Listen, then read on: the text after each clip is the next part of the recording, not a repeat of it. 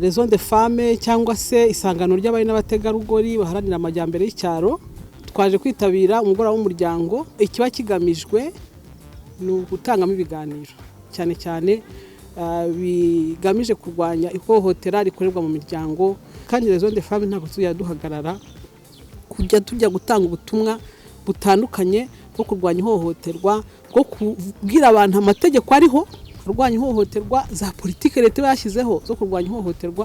Igihe cyose tuzajya duhora dufata uyu mwanya tujye ahantu mu migora y'umuryango tujye kubibwira abantu.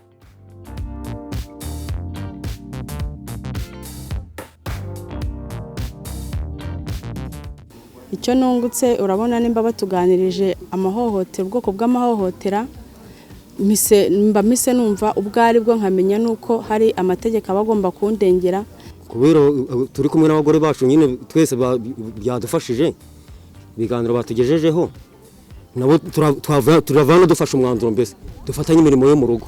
Ngewe narivuga ari ankoreye ihohoterwa bitewe n'ibi biganiro. Ukuvuga ngo Raison de Femme ije kwitfatanya natwe hano umugoroba w'umuryango ikidufasha. Mu by'ukuri nubwo dukora ubukangurambaga tukababwira, ariko n'abantu twirirwana umunsi ku munsi, ariko iyo bahageze bakabasobanurira baba bashimangiye bya bindi twe twababwiye. Mu by'ukuri bumva ari iby'agaciro kandi babasha kubisobanukira, ukabona ko hari umusaruro byatanze. Nk'ejo bundi hari imiryango yashyingiwe mu buryo bwemewe n'amategeko biciye kuri ya gahunda yo kubaganiriza. Hanjye aho ndi hasezanye imiryango 5.